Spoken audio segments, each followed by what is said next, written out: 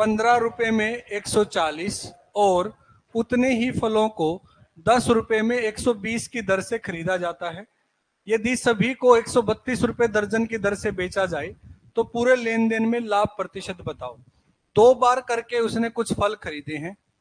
पहली बार उसने जो खरीदे हैं वो थे 15 140 रुपए के, 15 फल 140 रुपए के, है ना। दोनों बारें गलत लिखा हुआ है, 140 रुपए के 15। और दूसरी बार उतने ही फल जो उसने खरीदे वो खरीदे 120 रुपए के। अब ये देखो उसने बोला है इतने ही, equal quantity, equal number of fruits, यानी दोनों बार जो फल खरीदे हैं उनकी संख्या बराबर होनी चाहिए। पहली बार कितने खरीदे, फिर क्या ये बराबर हैं? तो बराबर करना पड़ेगा। तो बराबर करने के कई तरीके हो सकते हैं। एक तो एक दूसरे से गुणा कर दो, इसकी 10 से इसकी 15 से, या फिर आप इन दोनों का बराबर सोच लो कि दोनों की गुणा से क्या आ सकता है जो दोनों के पहाड़े में आता है, 30। तो 30 बनाने के लिए इसकी गुणा तो होगी 2 से और इस वाले की, तो गुणा करो। 140 के 15 आते हैं, 2 से गुणा होगा तो 280 रुपए के 30 फल हो गए। और यहाँ पे 3 से गुणा होके 360 रुपए के 30 फल हो गए। ये पहली बार खरीद थी, ये दूसरी बार की खरीद थी। इन दोनों को वो इकट्ठा करेगा तो उसके घर कितने फल आ चुके हैं और कितने रुपए के? 640 रुपए के कितने फ्रूट आ गए? तो ये कुल खरीद हो गई भाई। अब वो इनको बेचेगा, और बेच कैसे रहा देखो, 132 रुपए के दर्जन, 132 रुपए के एक दर्जन। एक दर्जन में कितने होते हैं? तो प्रॉफिट लॉस तभी बता पाएंगे जब जितने खरीदे हैं उतने ही बिक जाएंगे। कितने खरीदे थे और यहां बेच कितने रहा है? सारे बेचने पड़ेंगे। तो बराबर करने के लिए यहां पे मल्टीप्लाई किससे होगी? करो। 660 रुपए के कितने बेच दिए? 60। और यही 60 खरीदे कितने के थे? तो प्रॉफिट हो रहा है लॉस हो रहा है? कितने रुपए का? कितने के ऊपर? 640% के लिए 100। 2 से 32, 4 से 25 और 8, तो 8 थी 24, 3 सही 1/8% का उसको क्या हो रहा है? प्रॉफिट। ये आंसर आ जाएगा। आया समझ में? तुम बोले भी नहीं। मैंने एक दिन क्वेश्चन दिया था तुम्हें, एक होमवर्क, जिक्र भी नहीं किया, सांस नहीं पाड़ा किसी ने। दे रखा था ना क्वेश्चन है, किस किस का हो गया बिना गूगल के? अरे नहीं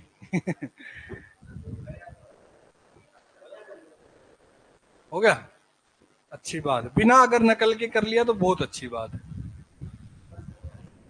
आंसर तो मुझे भी नहीं पता कितना आया। 24। हाँ, फिर अपने आप किया है। गलत आया तो अपने आप ही किया है। आप देखो भी आपका क्या आंसर है, एक ने और किया है। शायद 86, पता नहीं 84 आएगा। आपने नकल मारी है खुद किया है तो बहुत अच्छी बात है। कराऊंगा अब इस क्वेश्चन। ये समझ में आया? नोट कर लिया सबने? चले नेक्स्ट पे। इस टाइप का एक क्वेश्चन और बाकी है। एक दुकानदार 2 रुपए में 3 की दर से कुछ नींबू और 5 रुपए में 4 की दर से उससे दुगने नींबू खरीदता है और उन सभी को 12 रुपए में 12 की दर से 19 रुपए में बेच देता है। तो लाभ हानि प्रतिशत बताओ। अभी तक दोनों क्वेश्चंस में, लास्ट दोनों में इक्वल क्वांटिटी खरीदी थी। अब की बार इक्वल नहीं है, दूसरे वाले डबल। यानी पहले वाले खरीद ले भाई 100 नींबू दे दे, फिर उसको और दिख गए अच्छे, उसने कहा तू 200 दे दे, डबल खरीदे। समझ में आई ये बात? तो पहली खरीद जो उसकी थी वो क्या थी? 2 रुपए के 3 नींबू, और दूसरे वाले 5 रुपए के। तो कोई भी रेशो बना लो, डबल, 3 गुना, 4 गुना, पहले उनको बराबर कर लो, आसान हो जाएगा। क्या ये दोनों संख्याएं बराबर हैं? बराबर करने के लिए इसकी मल्टीप्लाई 4 से और इसकी, 4 थी 12 नींबू, 4 थी 12 नींबू, बराबर हो जाएंगे। क्या बराबर खरीदे हैं? कैसे खरीदे हैं? कौन से वाले डबल? तो इनको डबल करने के लिए किससे गुणा कर देंगे? हो जाएंगे डबल। तो करो ऊपर वाले की मल्टीप्लाई 4 से, तो 8 रुपए के 12 नींबू हो गए, ये पहली खरीद है। और दूसरी खरीद 3 दूनी 6 से गुना करनी है, 6 पंजे 30 रुपए के 6 चौके हो गए डबल नींबू। इनको इकट्ठे करेगा तो कितने नींबू से घर आए और कितने रुपए लग गए, 38। ये तो हो गई खरीद।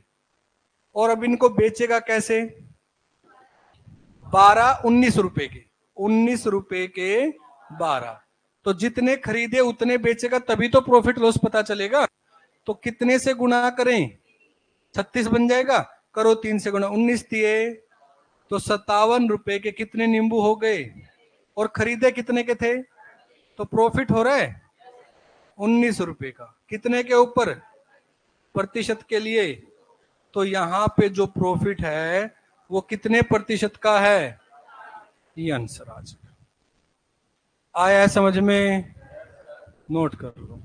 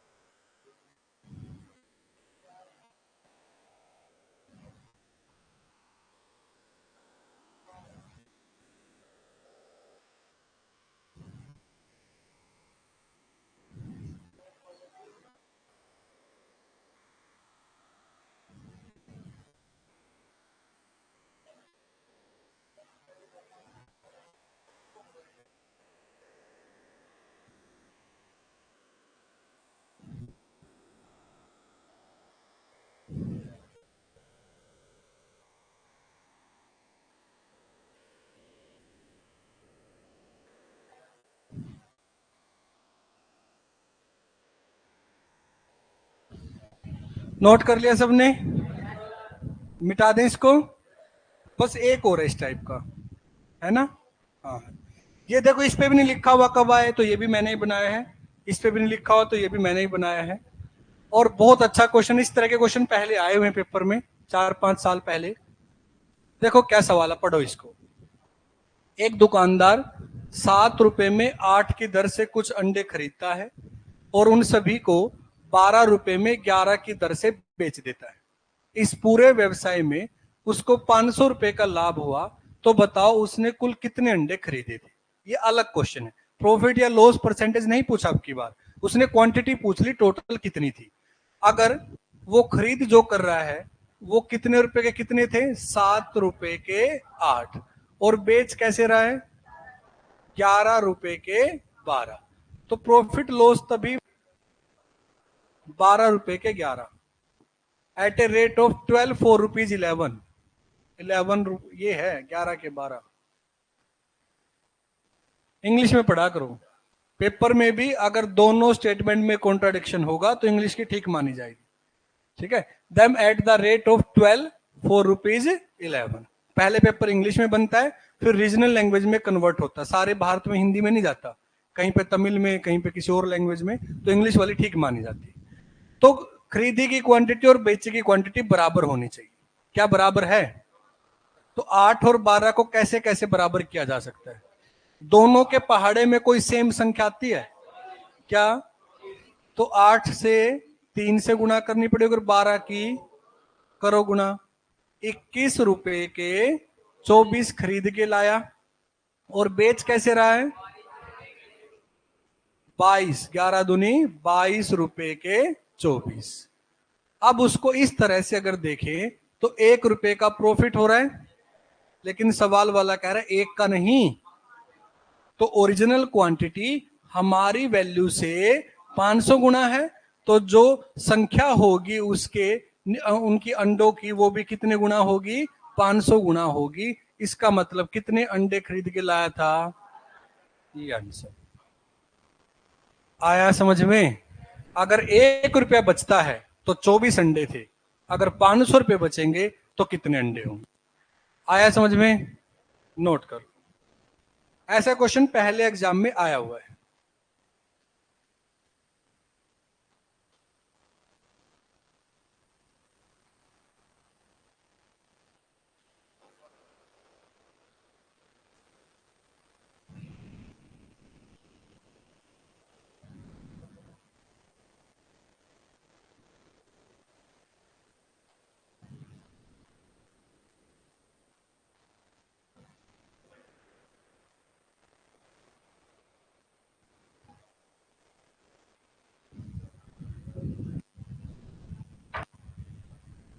कर लिया नोट? नोट कर लिया भाई सबने? ये सारे क्वेश्चंस जो अभी हमने किए लास्ट क्लास में, और अब ये टाइप पूरी क्वांटिटी के ऊपर डिपेंड थी, संख्याओं के ऊपर ये पूरी डिपेंड कर रही थी कि संख्याओं को आपने समझ लिया तो ही आप प्रॉफिट लॉस बता पाओगे, नहीं तो नहीं। क्लियर है यहां तक? चलिए वो क्वेश्चन एक बार मैं करा देता हूं जो आपको मैंने घर से करने के लिए दिया था। एक आदमी कुछ आम खरीदता है जिनका 40% भाग बेचकर वह अपना कॉस्ट प्राइस कंप्लीट कर लेता है, पूरा कर लेता है। यही मैंने बोला था, 40% भाग बेचकर अपना लागत मूल्य पूरा कर लेता है, यही तो बोला। अगर आप 100 चीज खरीद के लाए, उसमें से 40 बेचते ही आपके पैसे पूरे हो गए, तो बचे हुई 60 आपका प्रॉफिट है। और पैसे कितने बेच के आ चुके? 40, यानी वही आपकी लागत थी। तो प्रॉफिट परसेंटेज कैसे निकालते हैं? ये जो 40% आपने बेचे, इसमें तो बाकी 60 आपका प्रॉफिट है, और नीचे हमेशा कॉस्ट प्राइस आता है। कॉस्ट तो कितनी बेच के पूरी हो गई? दोनों क्वांटिटी है, 40 बच गए, 40 60 बच गए 40 बेच के, और प्रतिशत के लिए गुणा में। तो यहां से उसको जो प्रॉफिट हो रहा है वो पहली चीज से कितने परसेंट हुआ है? 40% भाग बेचकर उसका क्रय मूल्य पूरा हो गया, यानी यहां पर बाकी का 60 उसका प्रॉफिट है। और पैसे कितने बेच के पूरे हुए थे? 40, तो प्रतिशत के लिए गुणा में। तो इस हिस्से पर उसको 150% प्रॉफिट हुआ। उसके बाद अगर उसके पास टोटल 100 आम थे तो उसमें से 40 तो बेच चुका, बचे कितने? इस बचे हुए का 80% और बेचता है, यानी 60 का 80%, 6 अठे 48 और बेचे। और ये पहले वाले लाभ से आधे लाभ पर बेचे। पहले वाला लाभ कितने परसेंट था? तो अब इसको कितने परसेंट लाभ होगा? 75%। क्या ये समझ में आया? कितने हो गए? 40 और 48 कितने हो गए? जोड़ लो, उंगलियों पे जोड़ लो। 88। 100 में से 88 बिक गए, तो कितने बचे? ये फेंक दिए, ज्यादा पक गए थे, फेंकने पड़े। तो इन पर उसको कितना परसेंट प्रॉफिट हुआ? या कुछ नहीं हुआ, या लॉस हुआ, या कुछ नहीं हुआ? बताओ। जो फेंक दिए इन पर प्रॉफिट हुआ। आप कुछ आम लाए और वो फेंक दी, आपको प्रॉफिट हो गया, मजे आ गए। आप 12 आम लाए, इस हिस्से पर कितना क्या हुआ? आप 12 आम लेके आए और वो 12 के 12 आपको फेंकने पड़े, तो कितना प्रॉफिट हुआ? लॉस कितना? सारा का सारा, यानी 100% यहां पे क्या हो रहा है? क्या ये बात समझ में आई? तो 40 हिस्से पर, 40 आम पर 150 का प्रॉफिट, प्लस 48 पर 75 का प्रॉफिट, माइनस क्यों आएगा? लॉस है।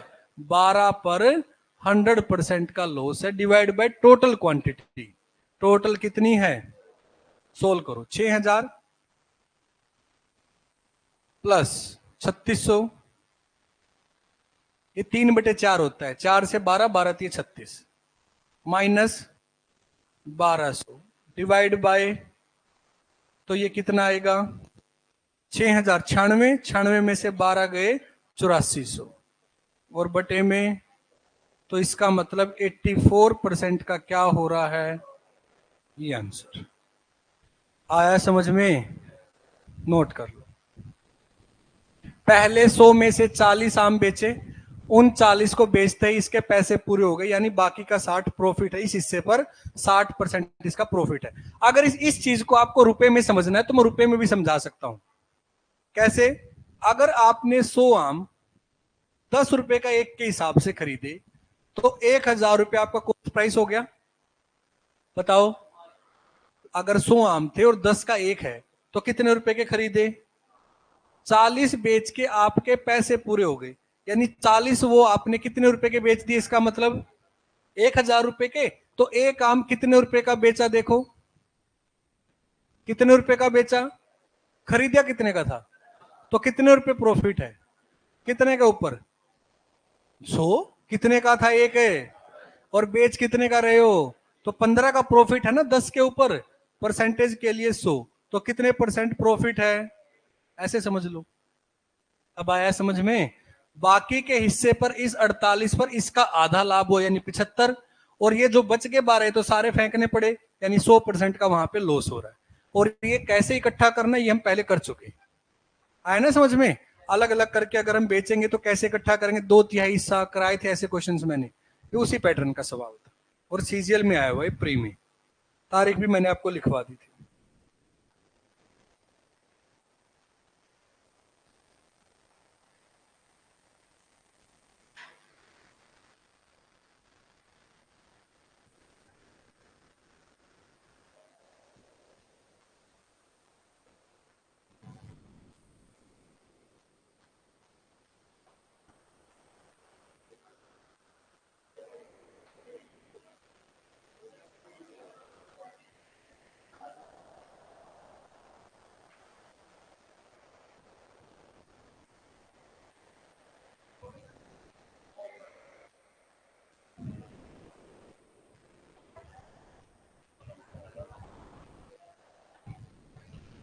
नोट कर लिया सबने, समझ में आया है? मिटा दें, मिटा दें इसको। नेक्स्ट देखिए, वस्तु x और y का क्रय मूल्य समान है, खरीदने वाला रेट दोनों का सेम है।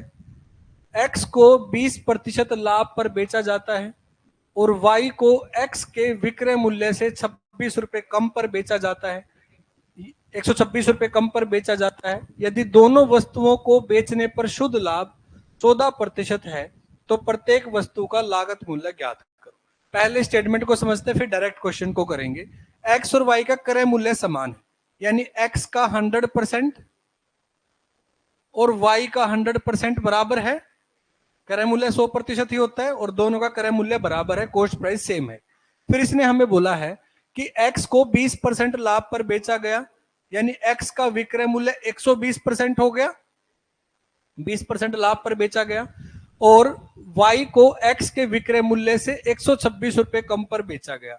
y को जो बेचा गया है x के विक्रय मूल्य से 126 रुपए कम में बेचा गया, ये x का विक्रय मूल्य था, इससे 126 रुपए कम में बेचा गया है। यदि दोनों वस्तुओं को बेचने पर शुद्ध लाभ 14% हो, ये कह रहा है इसको तो 20% लाभ पर बेचा गया और दूसरे को जितने पर भी बेचा गया है तो इससे 14% टोटल लाभ हुआ है दोनों वस्तुओं पे। तो आपको बताना है कि दोनों का लागत मूल्य क्या है। दोनों का सेम था ना, किसी एक का पूछ लिया दोनों का। देखो किस एग्जाम में आया हुआ ये, फेज 9 क्या होता है? फेज क्या होता है? अभी तो फेज 12 का स्टेटस आया ना कल से, किस किसी ने भर रखा है? भर रखा है किसी ने? कौन सी पोस्ट भर रखी है पता नहीं उसमें बहुत सारी। ये फेज क्या होता है? एसएससी में वेटिंग लिस्ट नहीं होती, एसएससी में वेटिंग लिस्ट नहीं होती। एसएससी में जो पोस्ट खाली रह जाती, कोई ज्वाइन नहीं करता है, छोड़ देता है, उनको इकट्ठी करके साल में एक पेपर निकाला जाता है, 10वीं से लेकर ग्रेजुएशन बेस की सारी पोस्ट। आपको उसमें से छांटना पड़ता है, मैं ये पोस्ट के लिए अप्लाई कर रहा हूँ। उनका एग्जाम होता है फेज। ये फेज 9, 10, 11, अभी 12 चल रहा है। अभी कल ही उसका स्टेटस आया, जिसने फॉर्म भर रखा है वो चेक कर सकता है उसका फॉर्म एक्सेप्ट हुआ रिजेक्ट हुआ है, कल ही इसका स्टेटस आया। तो देखो क्वेश्चन को कैसे करेंगे। दोनों का खरीदने वाला रेट सेम है, बेचने वाले में 126 का डिफरेंस है और टोटल जो है 14% का लाभ हो रहा है। मान लो एक चीज 100 रुपए की है तो दूसरी भी 100, तो दो चीज कितने रुपए की होगी? और इस पर टोटल बेचने पर 14% का प्रॉफिट हुआ, तो 14 दूनी 28 रुपए का प्रॉफिट हो रहा है। क्या ये बात समझ में आई? पहले वाली को बेचा था 20% लाभ पर, तो यहां से तो 20 रुपए का लाभ हो गया, टोटल लाभ कितने का हो रहा है? यानी इस वाली पर लाभ कितना हुआ है? तो यहां का 8% प्रॉफिट है, यहां पर प्रॉफिट कितने परसेंट था? तो दोनों में डिफरेंस है वो कितने परसेंट का है, जिसकी वैल्यू हमें रुपए में कितनी दे रखी है? तो आपकी 1% की वैल्यू क्या हो जाएगी? तो 100% की वैल्यू क्या हो जाएगी? गुणा में 100, 6 दूनी 12, 6 दूनी 12, 6 कम 6, 2 से 50। तो इसका मतलब दोनों वस्तुएं कितने कितने रुपए की थी? 1050 रुपए की। मैं फिर से समझाता हूं, देखो दोबारा से समझो। दोनों का क्रय मूल्य सेम था, मान लो दोनों 100 रुपए की थी, इसको बेचा गया 20% प्रॉफिट पर, यानी यहां से 20 रुपए का लाभ हो गया। टोटल इन दोनों वस्तुओं पर टोटल 100 और 100 कितने रुपए की हैं? टोटल इन वस्तुओं पर कितना लाभ हुआ है? तो 200 का 14%, यानी कुल आपको 28 रुपए बचे हैं। 20 यहां से बचे थे, टोटल 28 बच रहे। इसका मतलब यहां से कितने रुपए बचे होंगे? इसका मतलब यहां पे प्रॉफिट कितने परसेंट हो रहा है? तो ये वाला प्रॉफिट और ये वाला प्रॉफिट, दोनों के प्रॉफिट में हमारे अकॉर्डिंग 12% का डिफरेंस है, जो कि रुपए में कितने के बराबर है? तो 100% की वैल्यू क्या हो? आया समझ में? नोट करो।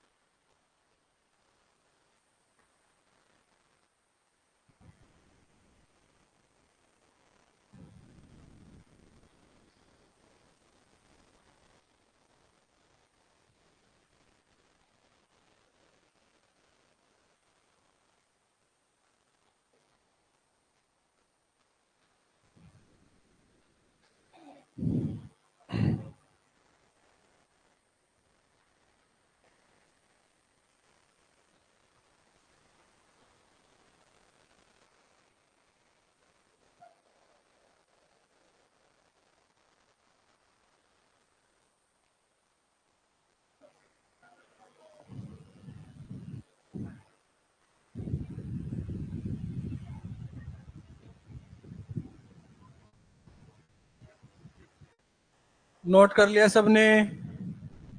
मिटा दें? लड़कियों, दोनों बार सेम लिखा है, कभी दोनों नोट कर लो। ठीक है, ये भी वही लिखा हुआ है, एक ही बार का नोट करना है। चेक कर लो, अगल बगल जरूर नोट किया हुआ किसी ने, इधर वाला भी सेम ही लिखा हुआ था। मिटा दें? चलिए, दो वस्तु ए और बी का क्रय मूल्य समान है। ए को 24% हानि पर बेचा गया, बी को ए के विक्रय मूल्य से, बिल्कुल सेम क्वेश्चन है, 270 रुपए अधिक में बेचा गया। दोनों पर कुल लाभ 12% का हुआ है।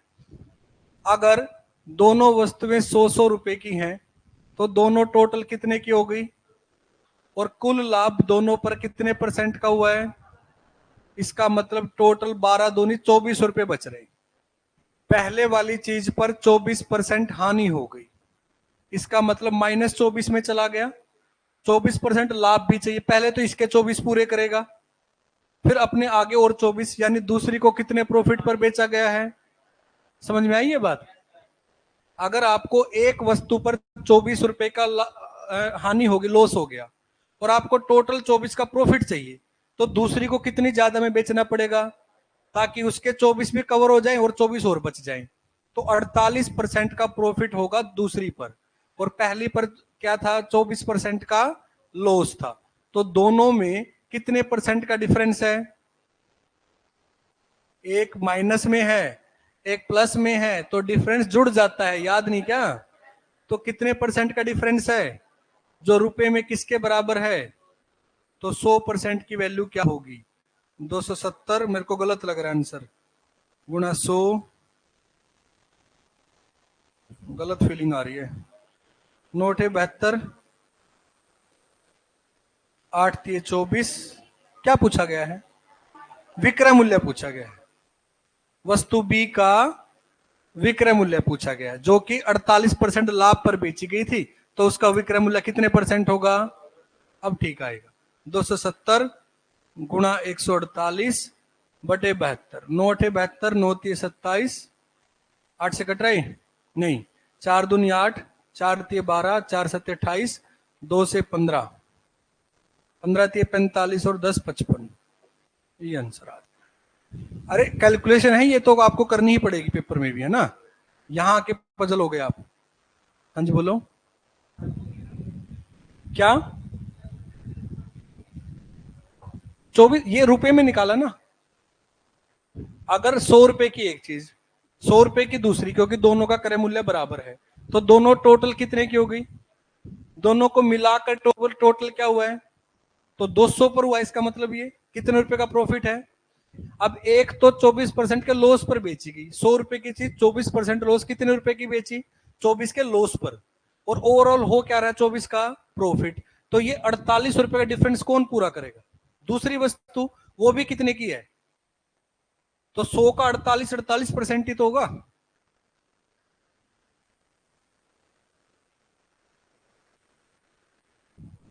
नहीं, विक्रय मूल्य पूछा ना उसका, सेलिंग प्राइस। 100% की तो खुद है, और बेचते टाइम 48% का प्रॉफिट हुआ, तो उसको टोटल कितने रुपए वापस मिल रहे हैं? ये कह रहे हो ना 48 आना चाहिए यहाँ पे, ये कह रहे हो ना। तो 48 का तो प्रॉफिट हो रहा है। बेचा कितने में था? 100 वो खुद भी तो थी, और 48 का प्रॉफिट, तो सेलिंग प्राइस वापस कितना आ रहा है? 148% आ रहा है, उसकी वैल्यू पूछी गई थी। क्या कह रहे हो? कॉस्ट प्राइस तो 100% निकाला तो पिछले क्वेश्चन में। अरे मैं तो 100% देख के इसलिए गलत कह रहा था कि 100% का जो आंसर आ रहा था ना, मैं तो कर चुका था ना दिमाग में कैलकुलेशन, वो ऑप्शन में था नहीं। मैं इसलिए कह रहा था कुछ गलत लग रहा है, मैंने कैलकुलेट कर ली थी। तो फिर मैंने देखा कि विक्रय मूल्य पूछा गया है 148, हाँ फिर ये ऑप्शन में है आसपास।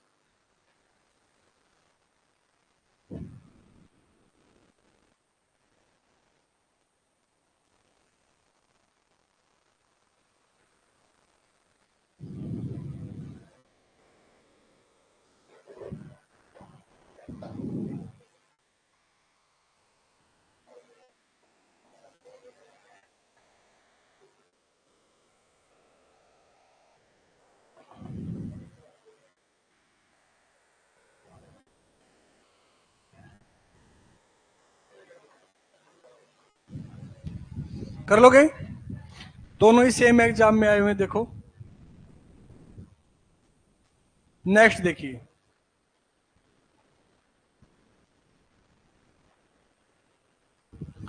सीजीएल मेंस में आया हुआ भी ये 2022 में। स्टेटमेंट को देख के घबराना नहीं है, बहुत इजी सवाल मिलेगा, और ना मेंस लिखा देख के घबराना है। एक व्यापारी 640 किलो चावल खरीदता है। वह चावल का 20% भाग, चावल का एक भाग 20% लाभ पर तथा शेष को 5% हानि पर बेचता है। उसने पूरे सौदे में 15% का लाभ अर्जित किया। उसके द्वारा 5% की हानि पर बेचे जाने वाले चावल की मात्रा का 20% के लाभ पर बेचे की मात्रा से अनुपात पजल कर रखा है। क्वेश्चन देखो कितना आसान है। 20% के लाभ पर तो एक क्वांटिटी बेची, और दूसरी 5% की, क्या लिख सकते हैं? और पूरी ट्रांजेक्शन इसको क्या मिली? 15% का, तो प्लस में रहेगा। क्रॉस डिफरेंस लो, 20 में से 15 गया और 15 में से 5 गया, एक प्लस का एक माइनस का जुड़ जाता है, तो 5 से कट रहा है, क्या आएगा? ये आंसर आया समझ में? नोट करो।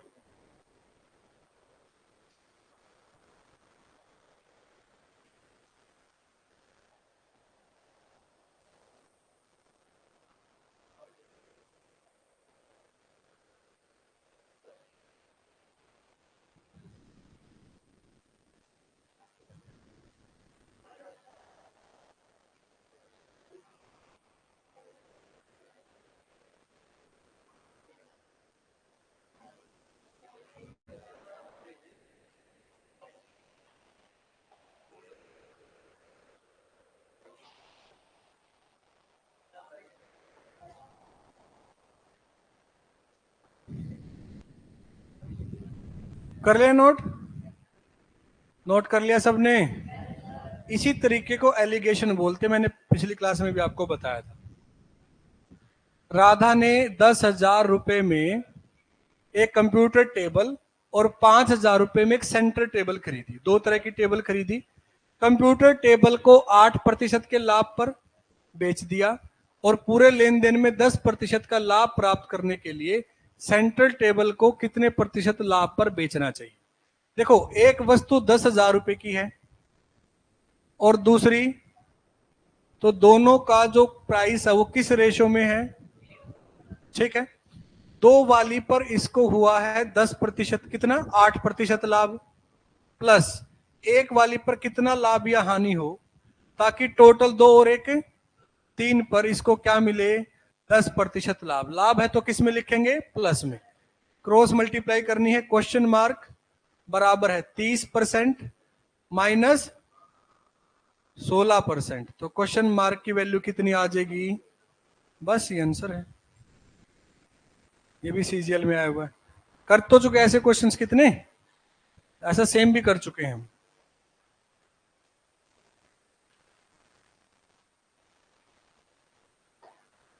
तुम्हारे भरोसे कैलकुलेशन छोड़ दो ना तो एक भी ठीक ना, अभी भी 12 कह रहे थे।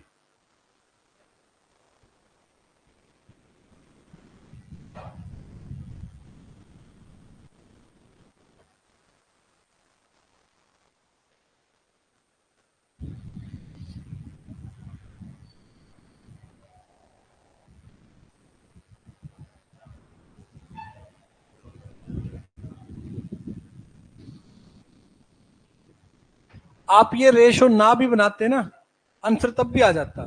यहाँ पे 20,000 10,000 लिखते, यहाँ पे 5,000 लिखते, बस कैलकुलेशन मुश्किल हो जाती और होना कुछ, आंसर तब भी वही आता, नीचे 10 और 5 15,000 आ जाता फिर। ठीक है, वही सेम चीज थी वो भी। नेक्स्ट देखिए,